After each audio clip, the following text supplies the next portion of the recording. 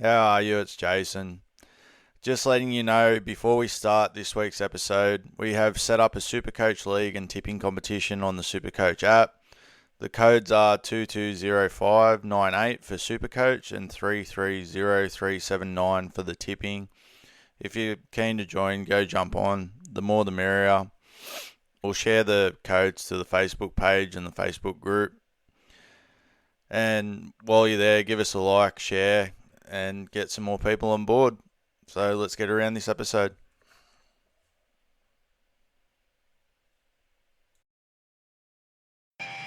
Welcome to the Incoherent Podcast.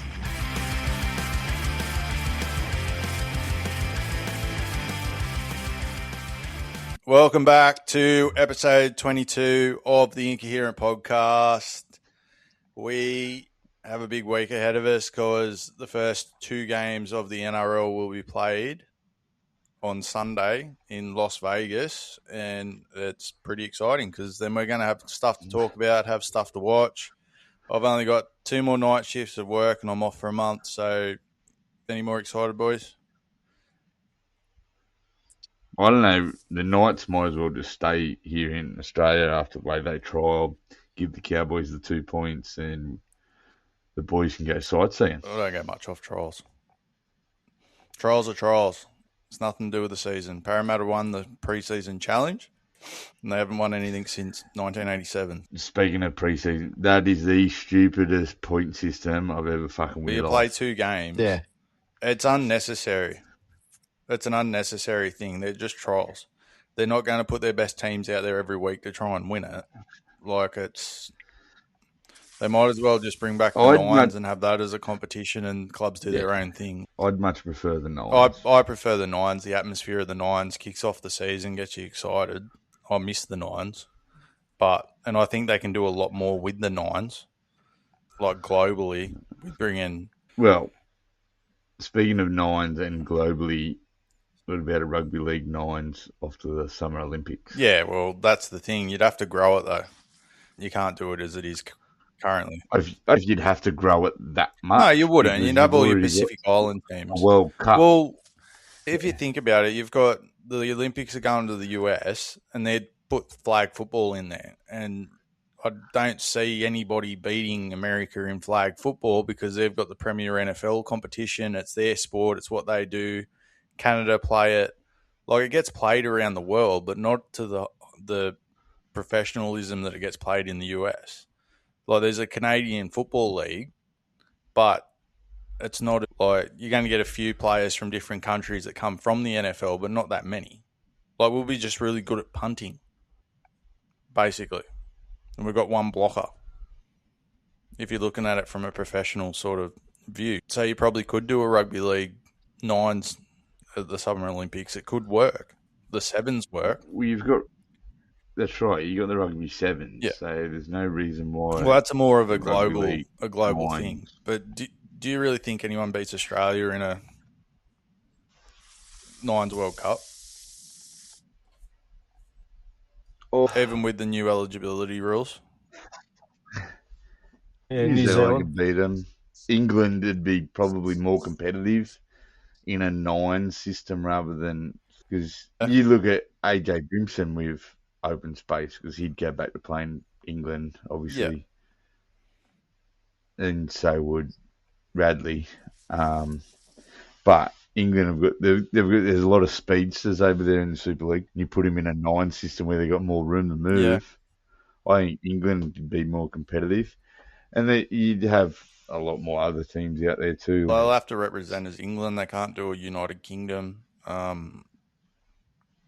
So, look, you probably could, but I don't know how the international eligibility rules are going to work, because you know how like Brimson's played Origin, doesn't matter. Origin's not counted because it's not going to be a world thing. But someone that's played for Australia and then jumped to, say, Samoa or Tonga, what's the Olympics going to consider their country as? The Olympics will consider it as their You'd have country. You'd have to put forward which Yeah. country you'd want to represent. Rugby league's not the only sport out there that have the same Yeah. drama. And plenty of others, and it'd just be a matter of where you're going to have the best training facilities, like athletics and that. You're going to want to be probably over here in Australia rather than Papua New Guinea. So it'd come down to where you want to play, I guess. But then it'll also be whether Tonga and Samoa and that have got an Olympic team. Yeah, they'd compete. There's no reason. Jamaica's at the Winter Olympics. They're still a country. There's no reason that they can't. That's right. The only one that can't compete is Russia because of political shit and wars and all that stuff. Countries get banned for that, for inhumane shit. Vladimir Putin. Yeah. But that was completely unplanned. I didn't think to sort of delve in that, but I think it's a pretty good talking topic. To the Olympics are coming to Australia in a couple of years, and you boost up that nines and you put that forward. I think cricket should be put in when it comes here. So outside of that, we can't win a 2020. Fucking get out of the group stage. I can't see them submitting anything like AFL. I just can't see that working at all. It'd be Australia versus Ireland. Yeah, exactly. Because they play the closest sport. That's what they do now. So what you do there, and I'd actually surprised that AFL hasn't tried to grow in other countries. I think it has in South Africa or something like that. They've tried to. I think there's got a little bit of a fingerprint in New Zealand, maybe. But outside of that, I'm not really sure. I apologise to everyone about my voice. It's a bit froggy. I don't know why. They do play AFL in Mexico. They do. I need to know what. You got me confused. Victoria is Mexico. Okay. All right. I was thinking of actual Corona. What I found out the other day, Corona is made in China. Right. These are. Must have bought them out. Yeah, right. So, what did you just get up to through the week? Not a lot. I've been sick. You're always sick. I've had the flu. That's a different type of sick. Do you need Zoe to pat you on the bum? Wait, so I come home at 6 o'clock today, and you've both been sitting at home, and I've been waiting till 8 o'clock to do this. No, I'm out of fucking work. You said you were sick. And I've been working too. Who goes to work when they're sick? Yeah, you don't use sickies when you're sick. You use them when you want a day off. You should know all about that. No, I'm using annual leave. Yes, you're a fucking pit worker. I go to work. When? I'm not sick. All right.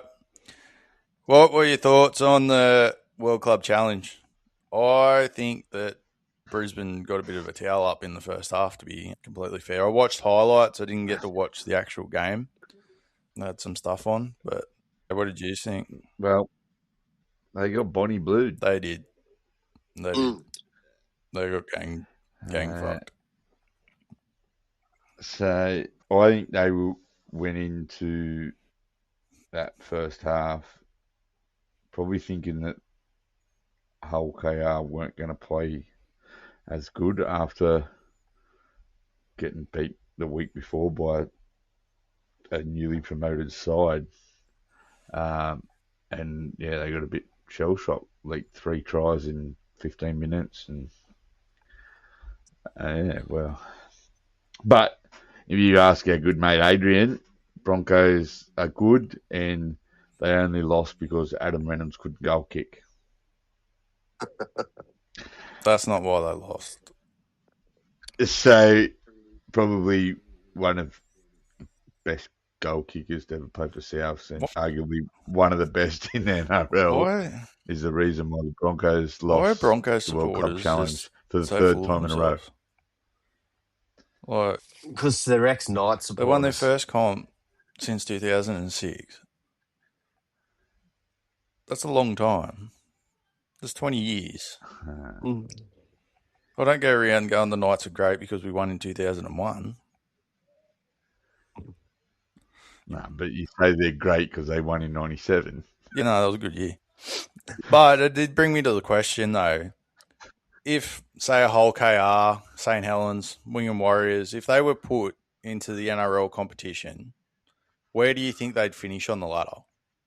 Like, people are always saying that the English Super League, it's lower quality, our reserve grade teams are better, but we send teams over there, like premiership winning teams, go over there constantly, and it's very rare that they actually win.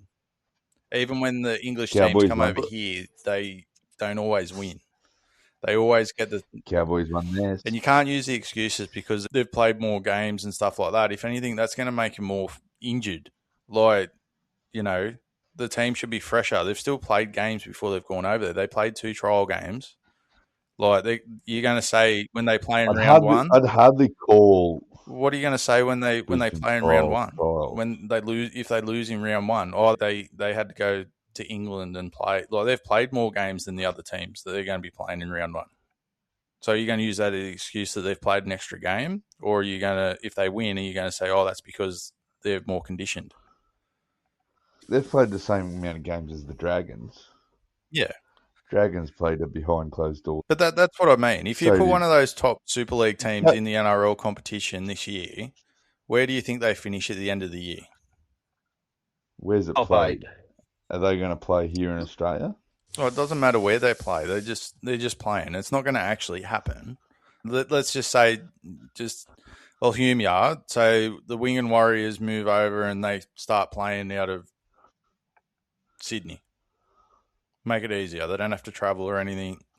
Give them the best opportunity. Put them down in Canberra so they're more acclimatised to the cold. Yeah, or either. I'd just put them in North Sydney somewhere. Central Coast. I don't know. I don't think they're really that high. I think that they'd finish in the top 4.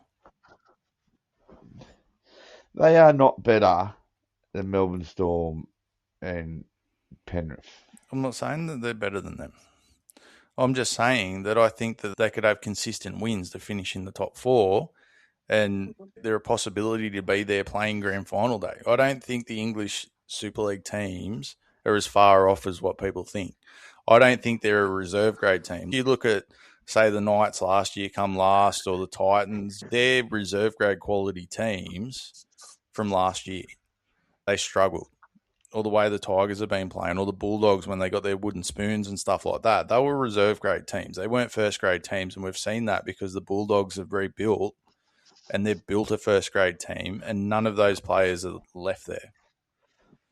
Like, they've built teams with quality players, brought them in, and got rid of the rest of them to build a first grade team and show the quality that you need for a first grade team. A team like St. Helens or the Wing and Warriors, Hull KR, they've still got good players there and stuff like that. They play a different style of rugby league, but I still think that they'd be a top 4 team. They'd adapt to the competition. I can see making it in the semis, but not grand final. No. Yeah, I still don't know. I think they'd be a little bit more shell shocked. I'm not saying that every the NRL teams still play. I think they play a faster game than what the English teams do. The Australian team, when they go over there, they fall into the trap of trying to get stuck in the grind with the English teams. The teams do that here too. That's what Brisbane, but it's a different grind. Brisbane went over there, they got stuck trying to play Hull's type of football. If Brisbane just played their football, they win that. I'm not saying that every Super League team could come over and do that. There's only 4 or 5 teams that could come over and probably put in a good performance.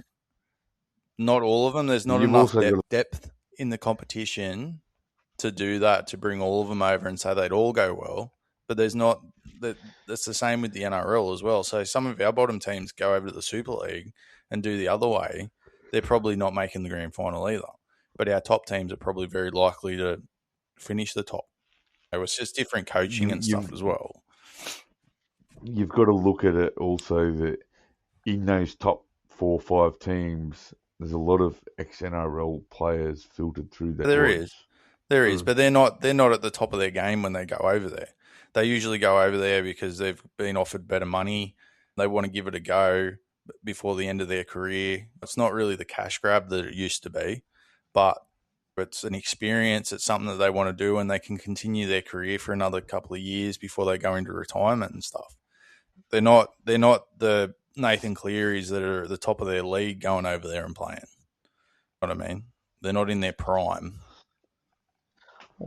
Jackson Hastings is in his prime to go back there and He try probably again. needs to spend more time concentrating on his footy than trying to fight the crowd. So that was a bit. I didn't have a problem with Hastings when he was at the Knights. He had some good games, but you don't do that. That's just fuckwittery.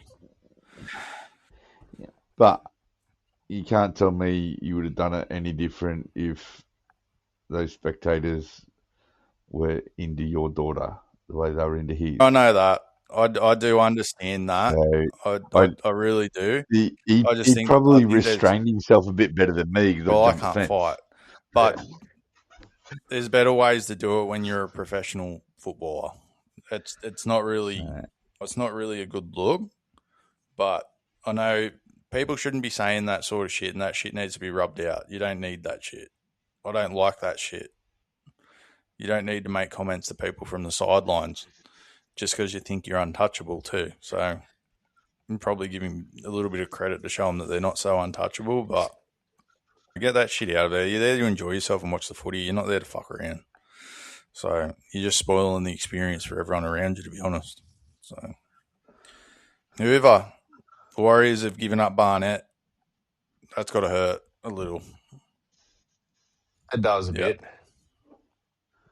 The thing is, the Warriors do it with all of them. The next one will be Fisher Harris, for sure. I don't think the Warriors do it with all their. But Fisher Harris is from New Zealand, though. He come from New Zealand to go to the Panthers, and so was Fanil Blake. Yeah, he grew up in Sydney too. So it's Fisher Harris was straight out of New Zealand. He grew up in New Zealand. He Fanil Blake left Manly on compassionate ground because he wanted to be with his family. Went to New Zealand.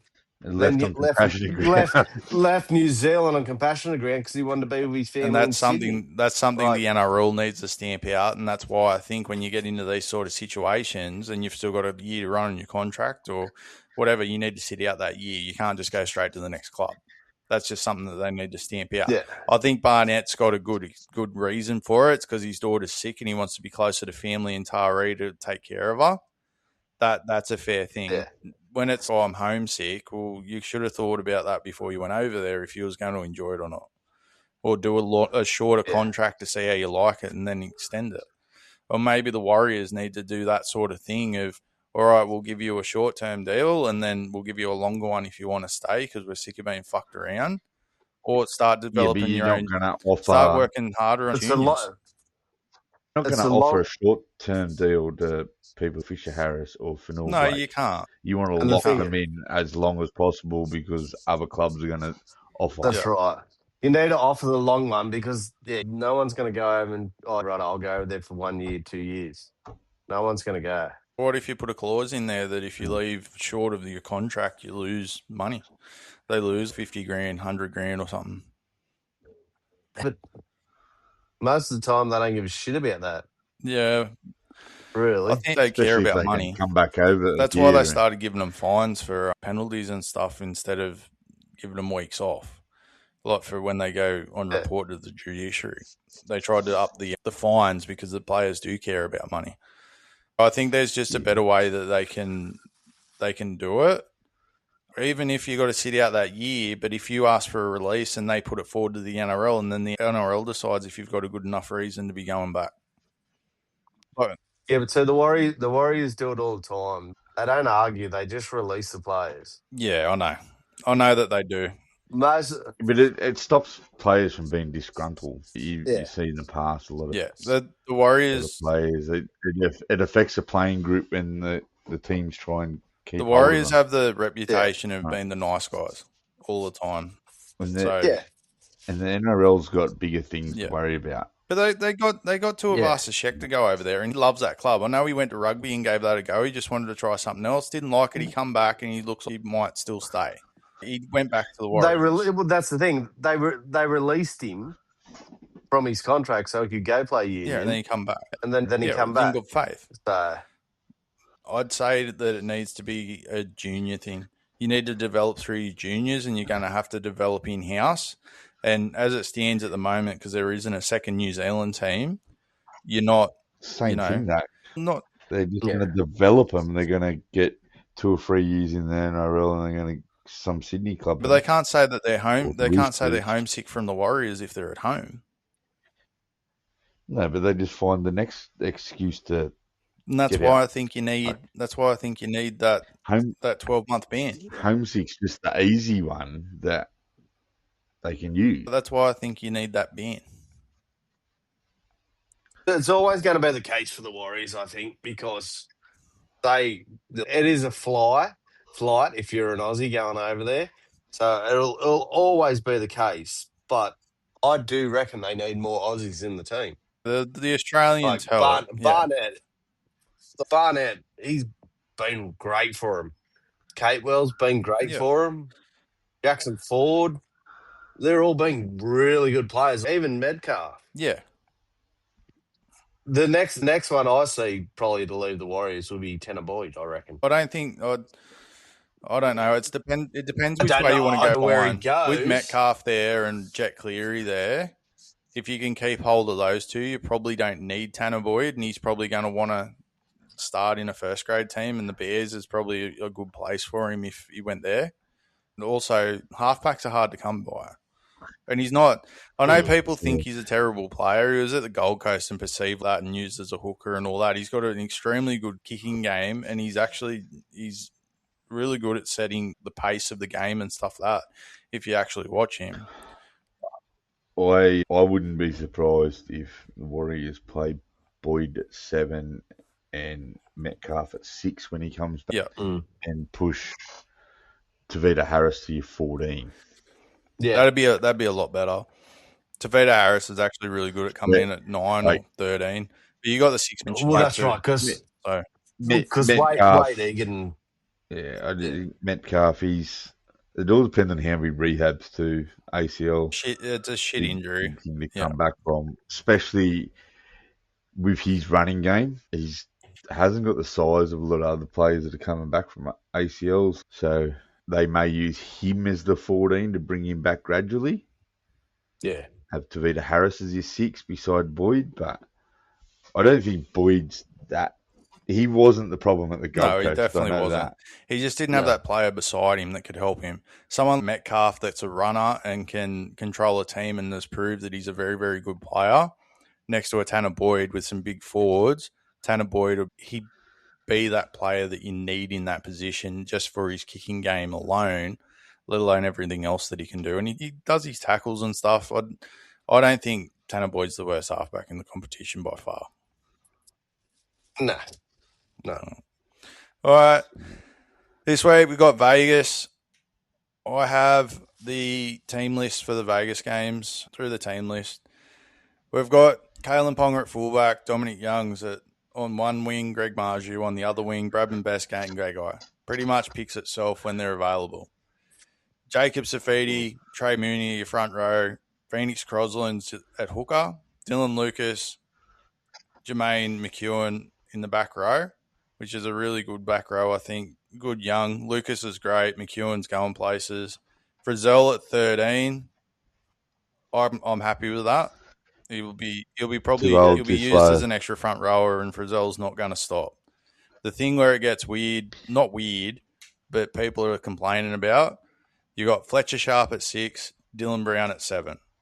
And then Sandon Smith's on 14. And people are blowing up that Sandon Smith's not at 7 because he's a good halfback and he should be playing. Sandon Smith didn't prove enough in the trials to be starting at 7. And he's not going to be the saviour for the Knights at 7 anyway. This is the same thing they did when they bought Cogger because he won a grand final. They thought that he was going to bring Newcastle back to the top and it didn't work out. And then after 3 games, all of Newcastle wanted him gone because he was no good. Sandon Smith's better in at 14 anyway to avoid that crap to start with. And why you would put Fletcher Sharp at the 14 or on the wing when he was your best player last year in the halves is beyond me. Dylan Brown hasn't he's played a little bit of 7 at Parramatta, but like I keep saying, that Parramatta team, it's built around Mitchell Moses. It's built around his kicking game. It's built around his friggin' off-the-cuff play style. And Dylan Brown's a good runner. He can ball play a little bit, but he needs that little bit of structure around him. They put a little bit of structure around him and have Kalen Ponga chiming in here and there, and then Fletcher Sharp running off the ball or being there just for support is going to be enough. Plus, Fletcher Sharp's only into his 3rd year of a friggin' NRL. He's proven himself that he's a good player, and any other team will take him if given the opportunity. Yes, he's a very good fullback, but I think for the time being, whilst ever you got Ponga in the team, you can't take Ponga out of fullback to put Fletcher Sharp there. Fletcher Sharp needs to be somewhere, and he proved himself last season that he can play 5'8", which Kalen Ponga has proved that he can't consistently week in, week out without getting injured. So I don't actually see what the problem is, and I think on paper that is a lot better team than what people think.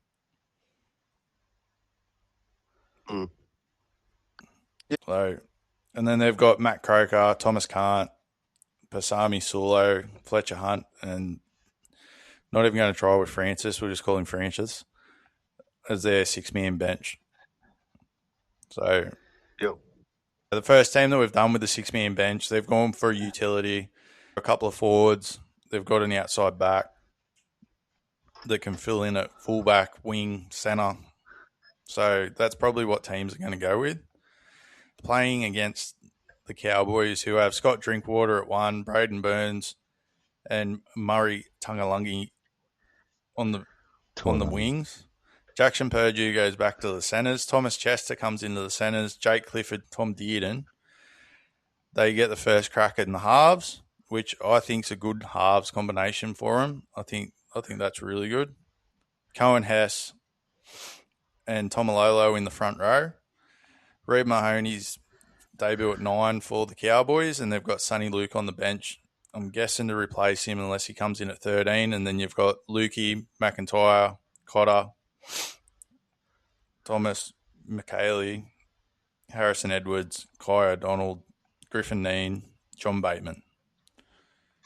So even that team's not bad on paper. And I think that this is going to be a really good game.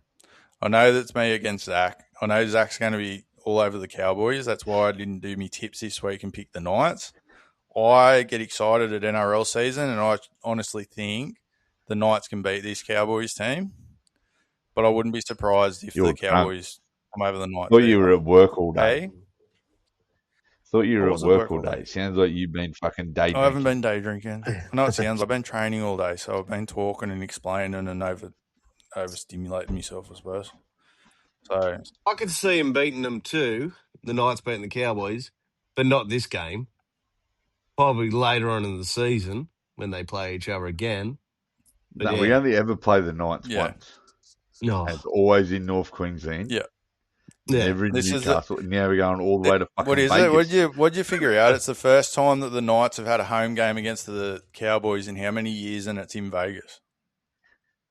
Fucking shit. So I'm actually surprised the Knights gave up a home game to go to Vegas because they don't normally give up home games at all.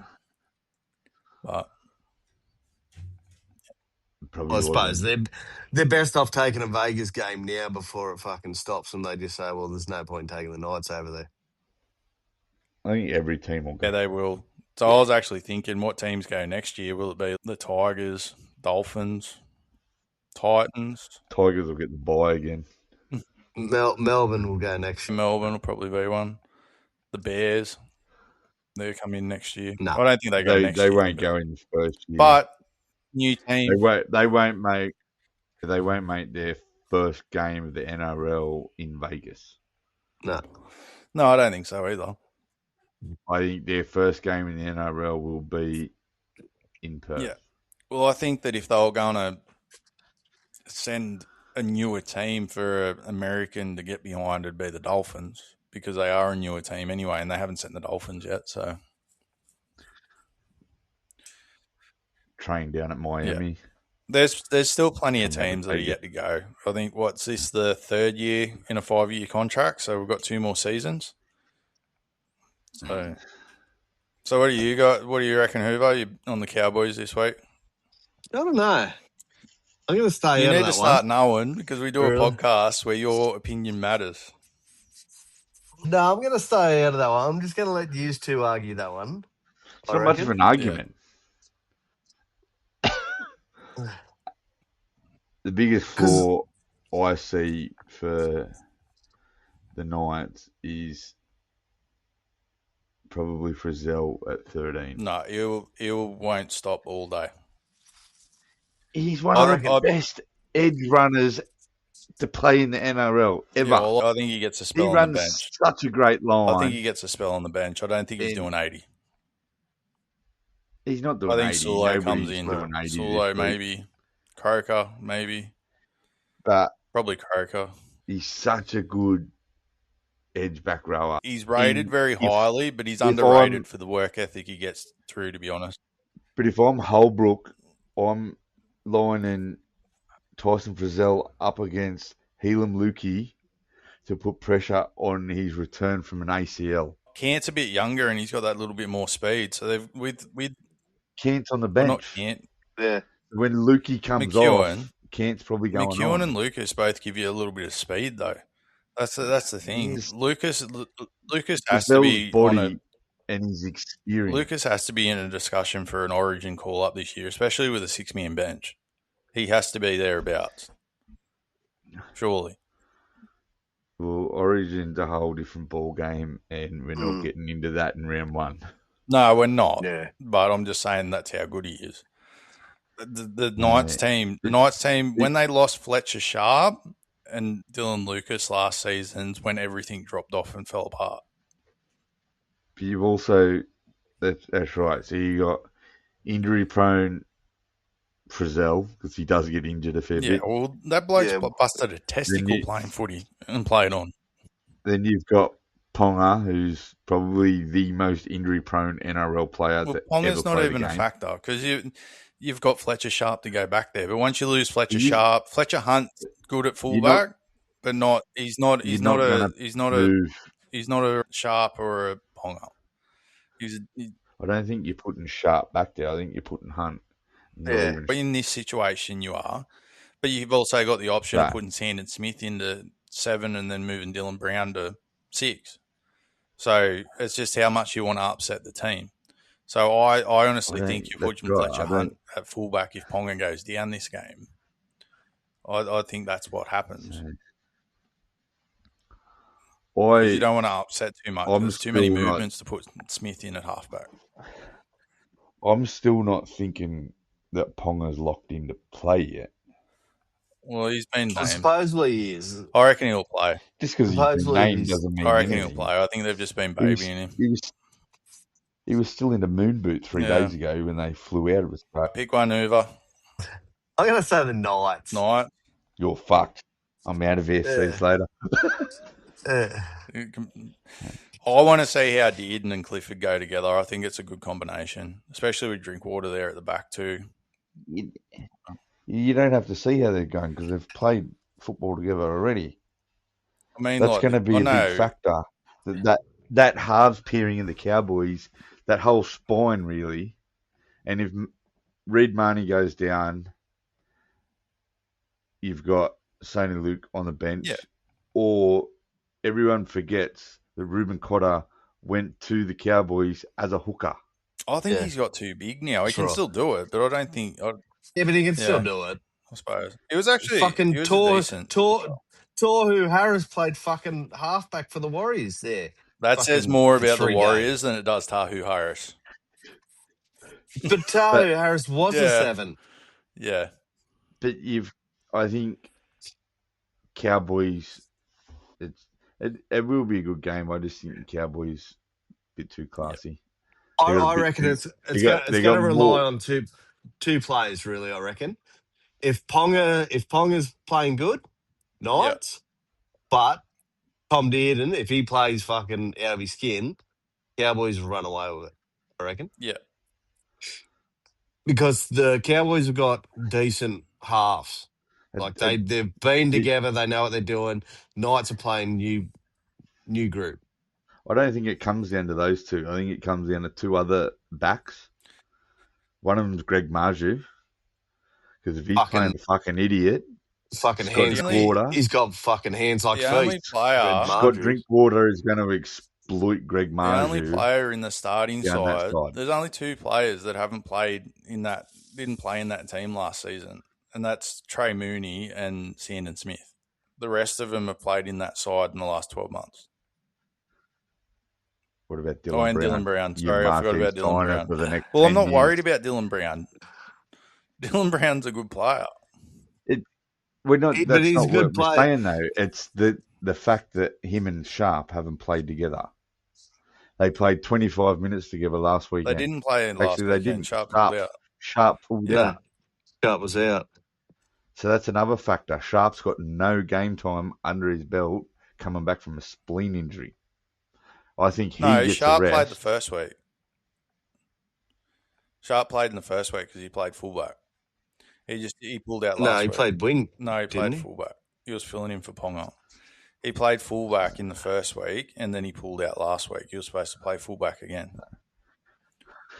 That's why Either people way, have I been think thinking that Sandon Smith had got the 7. It's been all over Facebook all morning until they announced the team that Sandon Smith had won the race to the 7. So, but they can still pull a sneaky because they've got their new rule where you've got to announce your starting team 90 minutes before the game. So 90 minutes before the game, they could make changes. It could be all ducks and drakes. Yeah, that's right. So, I reckon Bradman No. Best is going to fucking play a good game. yeah. He's going to treat it like an Origin game. I reckon Bradman Yeah. Best. They'll be excited. Yeah, They'll have the the one energy thing pumping. that- Been in Vegas. They've been over there for, what, a week? the one thing that really scares me is Bradman Best versus Tom Chester. Yeah. That is David versus Goliath. Yeah, but neither one of them Yeah. could get injured. So, Chester was injured and out for half the season. It must be thinking of someone else. nah. Chester's cleared to play. So. All right. We'll move on to game 2.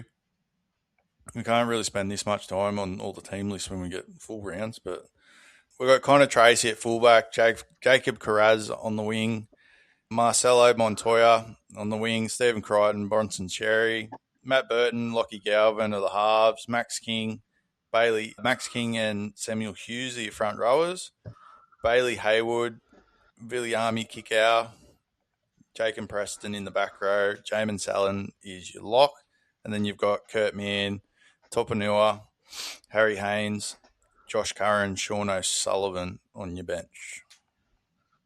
Oh, and Jake Turpin.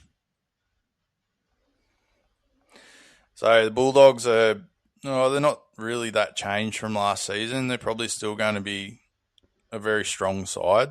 I know I put them a little bit lower on me ladder when I did it of just missing the 8, but I think that's just more a second-year syndrome sort of thing, but they can definitely match it with the top 4 teams.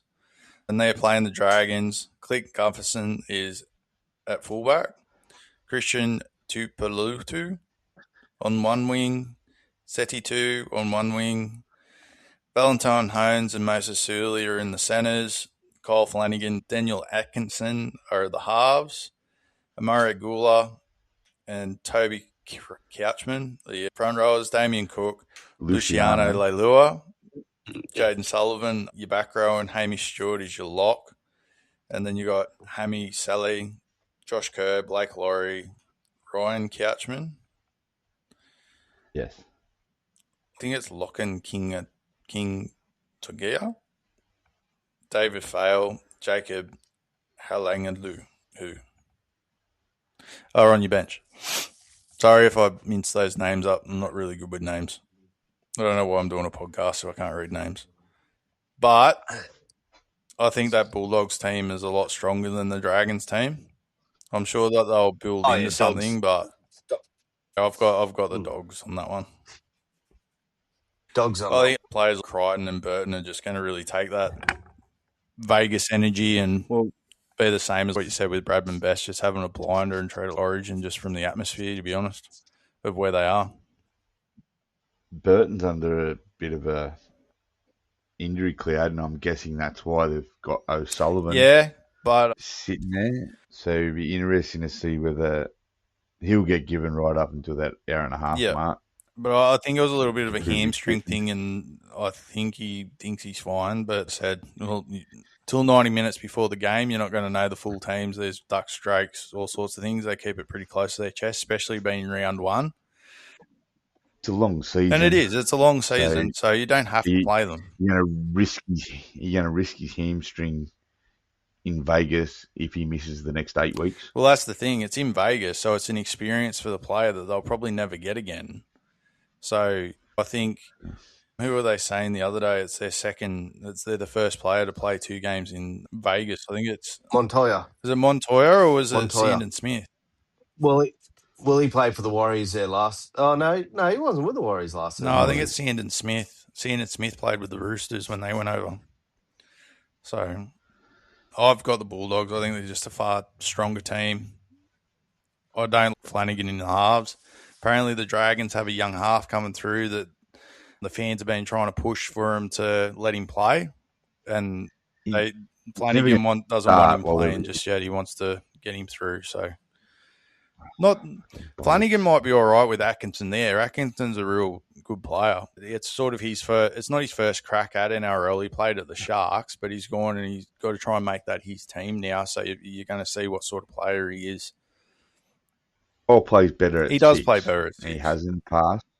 He's not an organiser. He's very much Luke Brooks. So it could work out well. So he's got anything else on the Vegas stuff? He's excited. I'm just excited there's some footy back to watch, some competitive footy. I know the trials have been on. I tried to watch a little bit of Super League the other day with Bradford Bulls game before I went and done something. I can't remember what I was doing. But so actually, I know what I was doing. I was fiddling around with a smoker and I fell asleep. Disappointing. Not the first time you've fallen asleep smoking meat. All right. You just promised me last week that you should do trivia. When you left my house, thank fuck. I was just getting sick of you putting your finger in my ear. That was just feet all over me shit. It just felt gross. Was it his finger, Bart? Felt a finger. Felt a finger. You said we'll do trivia next week because I'll be at home. So I've got trivia all ready to go. All right? Right. All right. Number between 1 and 10, pick it. 14. That's not trivia. That's not, no, because I've got to pick who picks first. 14. That's not between 1 and 10. 6, all right, 7. Zach picks first. All right. Name the athlete. Name the team. Name the sport. Please repeat Name the question. athlete. Name the team. Name the sport. Can you please put that in a sentence? Zach, please either pick name the team, name the athlete, or name the sport. Can you spell it? No, IT, it's not no. Fuck off. Pick one. Pick one before you tell me we've been going too long. We have been going a while. Whatever. Just read it out. You want me to pick? Just all go. Right. Name the athlete. This person was born in 1966. He is a boxer who competed between 1985 and 2024. In his early career, he was known as the Kid Dynamite. He had 59 fights, 50 wins, 44 being by knockout. A lot of the people consider him one of the best of all time. He was known as something else, but I'm not telling you that one. That's too easy. It's not Floyd Mayweather. Nope. The 2024 is throwing you off. He also has an acting career. That's a little bonus one for you. Oh, I know who it is. I know. That's Zach's turn because you already guessed. I know exactly who it is. Please repeat the question. You're joking, are you? Nope. I want to hear it again. Name the athlete. This person was born in 1966. He is a boxer who competed between 1985 and 2024. In his early career, he was known as Kid Dynamite. He had 59 fights, 50 wins, and 44 of those wins being by knockout. A lot of people consider him one of the best of all time. Did he happen to speak with a lisp? Might. What was the other nickname then they called him by? Iron Mike? Mike. They would have gave it away straight away. There was no way I was putting that in there.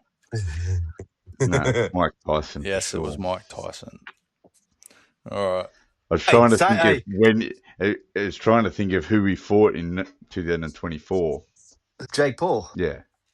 And apparently, Hey, while we're talking about boxing, did you hear Joe and Mayweather are talking about having another I did fight? see that Mayweather's coming out of retirement to fight Pacquiao again, and also to fight Mike Tyson. That would be interesting. I'd probably actually order that fight. I didn't think it was that long ago. Mayweather, them two. No, Paul and Tyson. I thought it was last year too. Nah. But it was the year before, because remember, me and you watched it at your place when I come and picked that trailer up, and that's when it was on. Yeah, and that was in December. But I didn't. I was at a christening. No, it was in 2024, because I thought the exact same thing. But I was up at your place picking that trailer up, and that was in November or December, the year before. Yeah, you haven't lived at your house for months. I've been here over 12 months. No, it would be. Anyway, on to the sport question now. Sport one? It was boxing shit, and you should have went with Ivan All right. Drago. Do you want name the team or name the sport? I said the sport one? Okay, Sport. we'll do the sport.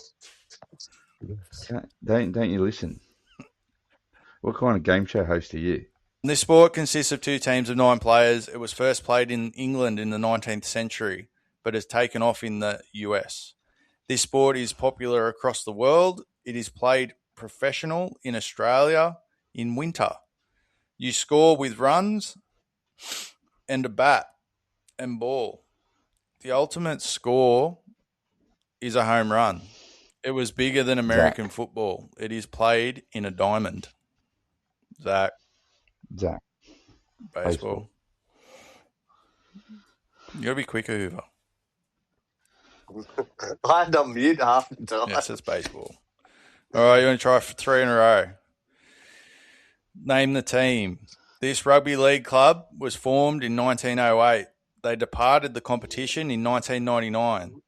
They have won... Hoover, South Sydney. No. They have won 4 premierships and 17 wooden spoons, being the most of any club ever. Also claiming the first ever wooden spoon. They currently serve as half of a current NRL team. St. George. No, they've won way more than 4 premierships. West Tigers. No. West Tigers are the amalgamated team. Go Hoover. I'll give you another go. What do you want? Don't know. I'm giving Hoover another go. I don't think it was the Magpies. Yes, it's the Magpies. Western Suburbs Magpies. Yeah. They've won the most wooden spoons of any team ever, and they won the first ever wooden spoon as well. I didn't think they'd won 4. They've won 4 competitions in their history. I think they're a foundation club because they won the first ever wooden spoon. And a little bit, that's the end of the trivia anyway, but I've put Manly as my wooden spoon team, remember. Manly have never won the wooden spoon in their 66 years they've been in the competition or whatever it is. Well, Never as the Warriors. I'm going to throw out another one. Is Melbourne going to lose game 1 of the NRL this year? Against I was going to leave that. Till next week. Parramatta. But it's... Bellamy has never lost a round 1 game since he's been coach of the Melbourne Storm since 2006, 5? But 4. I watched that trial game the other night. And there's a trial, we know. But they got Bonnie blued in that first half by a resurgent Gold Coast Titans team. That is the best I've seen the Titans play in 5+ years. Well, the Titans haven't played well since they came in 2007 and 2008, really. But they were up and about. Their line speed was great. They defended that Melbourne Yeah, side I think it's good to out of see. the game. They beat Melbourne at their own game. Melbourne love that grind and defending Yeah, totals, and they tried to yeah, do that. They got to 18-0 up, wanted to defend it in a trial game instead of trialing different things. Yes, Melbourne were missing Hughes, yeah. and Hughes probably plays a big factor in the Yeah, Melbourne well, side, Hughes but probably doesn't play a full season anyway. He never seems to. So, I I think we see Bellamy lose his first game this year. I think Parramatta played well enough the other night in their trial to knock Melbourne off yeah, round one. I'm Bold prediction of the season this year. I'm going to stick with Bellamy wins his first game. I Yeah. I can't go against him. It's proven for a very long time, over 20 years. He's 20 years. But It's a pretty good stat. I I've got that feeling Bellamy's going to lose it. Well, He's signed on for another couple of years so he can turn it around. yeah. But he loses, and he will be remembered for losing round one of 2026. I don't think he will. I don't think he will. One thing that did come up today when I was flicking through Facebook was the Queensland Cup not the Queensland Cup, but the committee of the Queensland Cup have considered that all 4 NRL teams have a direct reserve grade team that plays in the Queensland Cup competition rather than having multiple feeder clubs. What do you think sort of impact that'd have? I know that it's going to dilute those other teams, but I honestly think that if they're going to go that far with it, they need a national reserve grade. They can't avoid it at that stage. They just have to do a national reserve grade or have a national under 21s or something, and then those older players go back and play for those feeder clubs as it is. I think we're going to see national reserve grade in the future. I think 20 teams is probably the maximum the NRL is going to get to. And you're going to have eventually, and we're going to see it expand to a second. I won't say a second competition, but it'll either after PNG come in, they may then bring in that reserve grade side, and then you'll have possibly the New Zealand side come in after that, and then I think they'll give the reserve grade a couple of years to really build that side of things. And I wouldn't be surprised if we then see the NRLW to a full season. On the NRL thing, it depends how they set up their competition. You can see the NFL, they can manage with 32 teams, which is a lot. Obviously, a lot more people. They've got their college system, a lot more to draw from and stuff like that. They've got the whole world that they're drawing from. Like I said before, there's a few players from around the world that do play in that competition. It's not just Americans. So they've got a lot more to draw from for players. I don't think the NRL gets to 32 teams. That's not what I'm saying. I just mean that if you had enough players, it depends how you're going to format the competition, whether you turn it into conferences. Because ultimately, the more teams that you have, the more supporters that you have, and the more you've got a team that's more local to you, like we do with Newcastle, or what I mean, Adelaide has their own NRL team and stuff like that. I don't think it does go that far. But you could go to 22, 24. It is possible to do it, but you've got to have a strong foundation of juniors coming through and development and all that stuff that are up to the standard to keep it at a high standard. And I think personally they're pushing these new teams through too quickly. I think they're going to dilute the NRL for a long time. It's going to take a while for it to catch up, but you're not going to get down in Adelaide and Victoria. You're going to struggle by keeping on expanding because the more the NRL expands, the AFL is going to expand. Yeah. because the AFL are not going to want to play second fiddle. I think they look at overseas if they do anything. I know it changes it from a national rugby league competition, but I still the idea of setting up a European rugby league competition, establishing teams there, and then having the two conferences, and then the grand finals effectively a Super Bowl. I like that sort of format. I don't think that format's going to happen. I don't. The idea of that'd excite me if they did something like that, because you still have a grand final with all the Australian teams, but then the winner goes on and plays in a Super Bowl at the end of the year with their exact team to get that World Championship status. You can do it now, though, with the World Club Challenge. No, you can't. You can't. You can't. The NRL has 17 teams as it is. The Super League only has 12. Doesn't matter. You still got the two winners playing. Yeah, I know that, but I think you need an even amount of teams on either side of the conference. Nah, I do, because you're not gonna play outside of your conference. No. It's going to be too much travel to go from England to Australia. No, you're not going to play outside your conference. You're not going to do it exactly like the NFL do. So you don't need the same amount of teams because you're going to just play within your conference. Well, you could have, and you've just got to shuffle the Super League forward by a couple of weeks so that the two grand finals line up. And you then play the following week. The only reason their grand finals 2 weeks after our grand final is literally because they've got their Challenge Cup that they do. So they play more games than what the NRL do in a roundabout way for that reason, some of the teams. Well, but they can play their Challenge Cup midweek because it's no different to us having our state of origin and everything else involved in it too. No, I just think that you need a strong foundation, and if you're going to have a reserve grade and then pathways below that and you start getting an influx of players, there's no reason why you can't change the format to accommodate more teams because you'll have the players there to do it. But you just have to split it. You can't make the season longer. You can't have a 52-week competition or a 51-week competition, and you've still got to have that break. You've still got to have an international break. You've still got to have origin.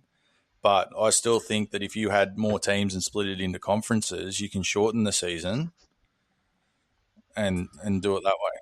I don't want it shortened. I want it a little bit shortened. I want to be able to fit in a standalone origin fortnight. I want to be able to fit in more internationals. If you want to grow it, grow it globally. But even having a national... I don't want to grow it globally, though, and a lot of fans, they're not going to want to grow it. Having a national reserve grade team is going to cost the NRL money, and it's going to depend whether or not it's going to be worth them to spend the money to have it, to make money, or if it's just going to be a black hole.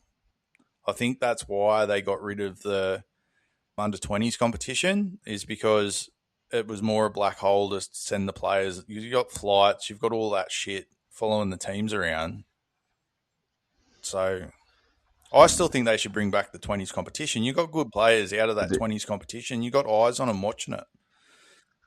But it also comes with more people buying supporter packs too when they got a reserve grade and a first grade and a women's team all to support. And I know that as a fan myself, going to the footy, to go there and watch the women play and the reserve grade play and friggin' the NRL play or even a women's reserve grade play, that's a full day that you can go and watch the footy. There's still those people that are just going to show up for first grade, but people go to concerts and watch one band and go home. Or they don't show up for the early bands. They still spend the full amount of money. It's just the draw card of going and watching your team play. But I still think it adds to more of a day, an experience for the whole day if you've got more on. So, friggin' Hoover's on the friggin' smelling salts. I just seen it sitting there. I thought, I'll give it a big whiff. Look at it. What is it, Vicks or something? Icky Bear sleep time inhaler. I just seen it sitting there. I thought, I'll give that a That sounds like that's what your friggin' nickname is from Zoe, Icky Bear. Oh. It was probably better than some of the names I've heard Amanda call you. Yeah, well, I don't some of the names she calls me. She's mean. All right, we'll jump to some gaming. It's not too late, Johnson. It's too late. I'm married.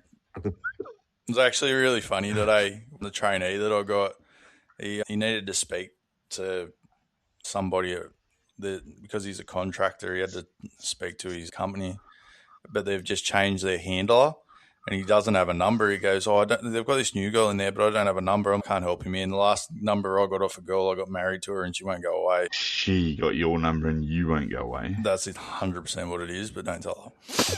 On games, there was a couple of things that I've seen this week, actually.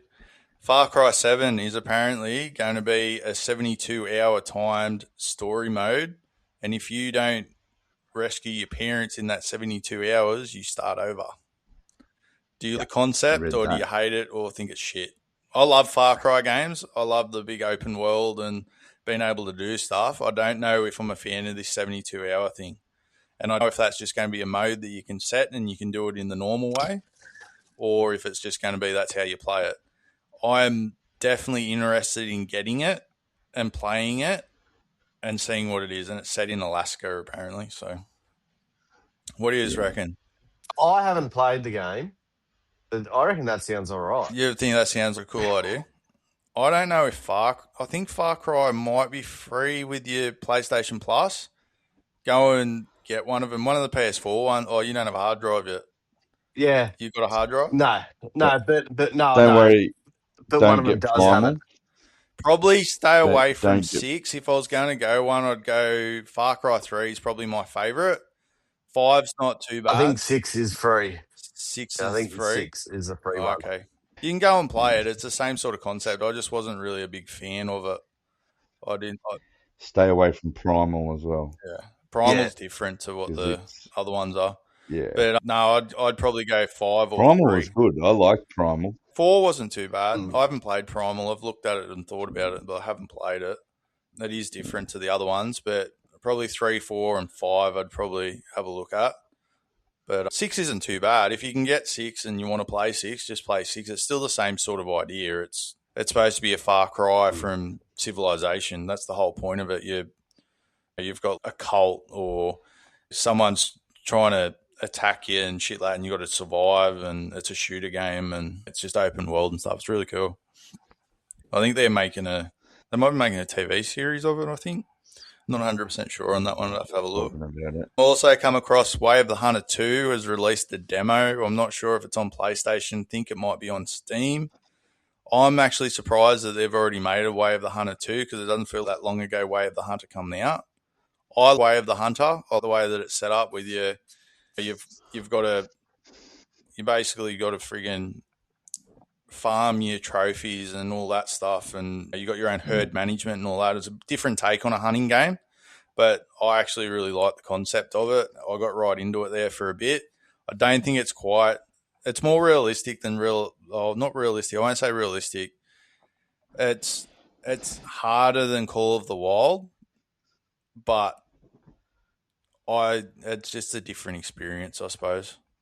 So, and also it's only 2 weeks away. Resident Evil Requiem comes out, and I'm probably going to be off at that time, so I'll probably give that a go, I reckon. So, what did you find? Or you got any gaming shit to talk about? I'm a little bit excited about the Resident Evil. That fucking surprises me. I didn't even know you liked Resident Evil. Well, that was just a me thing. I've played most Resident Evil games.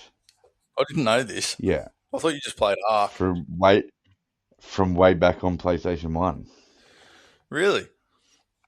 Oh. Yes. There you go. Whoever hasn't played any of them. No, I haven't played any. I've watched the movies. I watched all the movies when I started playing it in VR to try and make sense of what was going on, and it didn't help. It sort of helped. I sort of understand what's going on, but it still doesn't make sense to what's happening in the games, and I just kind of went, it's just a game, fuck it. So. But speaking of Ark, since you brought it up, there's a couple of creators out there that are remastering some of the maps already. So probably going to get stuck into a couple of those. Yeah. Have a look. They're different mods you can download. I seen the other day that there's a fan remake of Need for Speed Underground 2. they're trying to make in, I think it's Unreal Engine 5 or 6 or whatever they're up to now. Any more game stuff that's been sticking out? Starting to get into a bit of where a few are going to start coming out now that we've got a bit further into the year. I think 007 comes out next month, maybe. The John Wick one? The John Wick one is a good idea, and I hope that it comes out as good as what they're trying to say that it's going to. I get a bit worried with movie games because it's been a very long time that when they make a game off a movie, it's never really good. It's actually quite poor. Will the John Wick game end up being like a Hitman style game? I think it's by a different developer. I'll just bring it up for a second. So it's a AAA game developed by Saber Interactive, which are the ones that make Way of the Hunter. So they're not the ones that make the Hitman games. So it's not going to be exactly, there'll be different mechanics and stuff. But yeah, it says this single-player third-person action title will feature Keanu Reeves' voice and likeness, offering a brutal gung-fu experience with an original story set by the films, before the films. So I don't think it's going to be a Hitman sort of assassin type thing. I think it's just going to be a full-on shoot-'em-up the movies are. I think that's what it's going to be. It's just going to be a shooting sort of game, story game.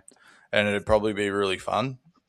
Saber Interactive do a lot of games, but then the fact that it's going to be a AAA game, which means it's top echelon. Yeah. I mean, if they can pull it off, it'll be a really, really good game. But when it's supposed to come out this year, so I don't know. It's competing. I don't think it goes as a game of the year sort of game. It's competing with Grand Theft Auto 5. Crimson Desert's been touted as an early best game of the year for 2026. You've got Wolverine coming out as well that everyone's been hyped for. I think they're making a third Spider-Man game if it comes out this year. So there's a few big games that are coming out this year, but it still could be decent. Not everyone's Grand Theft Auto 5. Not everyone's Grand Theft Auto. And not everyone is going to that sort of Skyrim type Crimson Desert game where it's just a big open world fantasy sort of thing. I'm going to play that because those sort of adventure games and stuff like that keeps me mad occupied. I've been reading fantasy books lately. So that's just the sort of stuff I'm in. I'm going into a different world to my own as well as much as I'm doing simulation games. So I'm pretty versatile with things and I love Grand Theft Auto. But if they pull it off, it could be up there as a really good game because the movies are really good and it's got a good story to it and people relate to it. So yeah, I'm sort of excited for it. I'll end up playing it and have my own opinion, but I'm just bringing up the Requiem and all of that stuff that we've got an opportunity where we can play games and we'll be able to actually start reviewing games because there hasn't been much coming out. That's why we haven't done much gaming stuff lately. But I review Ark every day. I know you review Ark every day and we really appreciate your effort. Well, if I had a couple of mates that get on there with me. You don't have mates. I've actually found a couple of Australians in this server I'm playing. You don't have mates. One of them's in WA. You don't have to show me proof. Fuck. This is what you do to me all the time when I say I've got mates. Fuck off. Good we know you don't have mates. See, how's your hunt for a hard drive going, Hoover? Look, I haven't actually played PlayStation in 2 weeks. And you've been sick. That's why you've been sick. You're having withdrawals. No, I've been fucking flat out, actually. Flat out? Yeah. Lizard drinking. Bear. Yeah. Ecky Bear's been flat out. Yep. I reckon we need to hurry up. There's no fan in here and it's fucking hot. And it's called Ookie Bear. Ookie Bear's been flat out. Yeah. He's no longer Hoover, he's Ookie Bear. Yeah. Ookie the Pookie. All right, we can move on to our bets this week. Because footy season's starting, we're going to do it a little bit different though. And we are doing it different. We're doing a little bit different. You know about this shit. We're not doing the betting different. The bets are going to still be different. We're just going to do rugby league tips before we do our bets. So we're doing all of our tips. We're doing all our tips that we're going to have on our tipping comp that we've got. We'll put the codes and that up. You're confused as fuck, aren't you? I can know. No, we'll do our tips for this week, and then we'll go into our bets that we do. So our tips can be our bets. We can have our tips as our bets as well. We're just doing what our tips are going to be.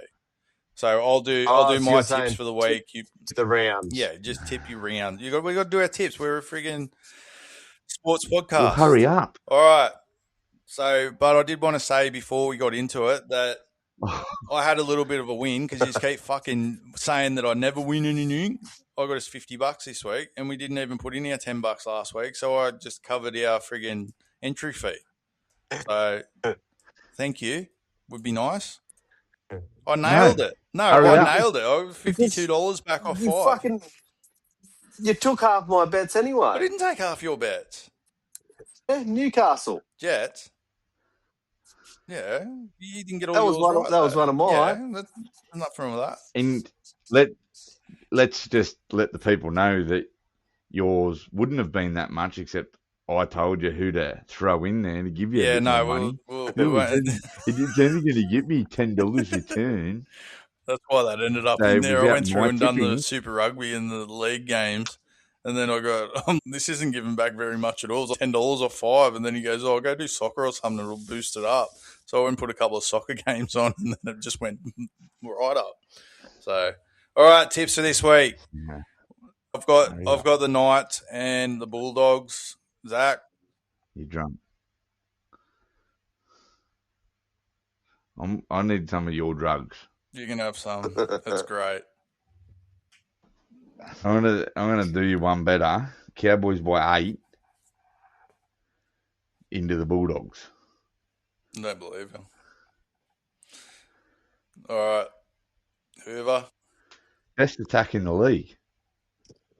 I hate to say it, but I think the Knights.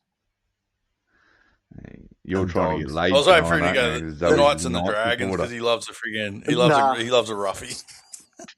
Oh fuck! Nah, I'm gonna say Knights. Zoe and got dogs. you on a Cookie promise.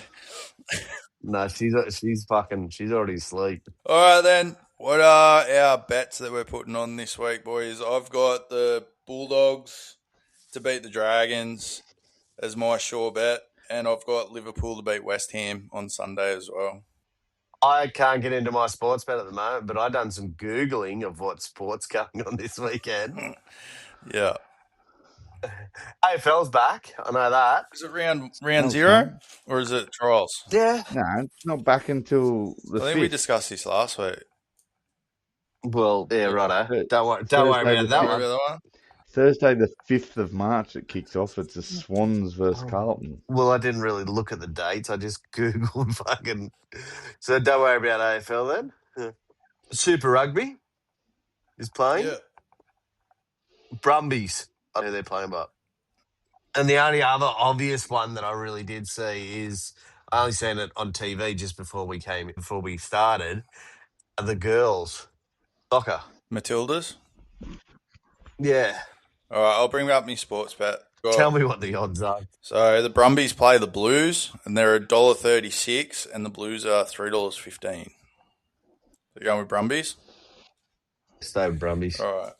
And then you want Matildas? Yeah, because I seen it on TV. 1st of March on Sunday. So Australia play the Philippines. They're $1.04, and the Philippines are at $46. You're a roughie. Nah, fuck it. I'm going to change my bet, actually. I'm going to go, nah, I'm not going Philippines. So Matildas? All Yeah. right. Zach? Man City and the Hurricanes. Now let's go. Who's Man City play? They play Leeds. Leeds and Hurricanes. GG and Drua. So that's the... Yeah, let's go. Get off the fucking podcast because it's hot in here. I'm about to Please don't have anything else then. All No, right, I'll just they're do the out. bets. So we've got the Bulldogs, Liverpool, Brumbies, Matildas, Man City and Hurricanes are our sure bets this week. Go over to the Facebook page. We'll put some codes up for our Super Coach and our tipping comp that we're doing. It's completely free. It's just a bit of fun that we can talk about, brag about. My wife won ours last year, so she'll be back into it and see if she can go back to back. Only because I Guru from the forfeited. You Guru. forfeited. Only because I fucking missed a She used round. the Joker in the last round. She didn't need to, just as a bit of fun. She wiped us. Did you set the Joker up, Yep. actually? I've set a Joker, one Anyway, Joker, one Joker. Perfect round gets you 2 bonus points. A perfect margin gets you 1 extra point. Nah, cool. Zach's out. Guru from the Guru. Bye. See you. I'll see you next week. Bye. Thank you for joining Zach Hoover and I on the Incoherent Podcast. If you'd like to follow us on Spotify or wherever you get your podcasts from, also head over to our Facebook page and follow us there. We're also on Instagram, the Incoherent Podcast. Thank you. Bye.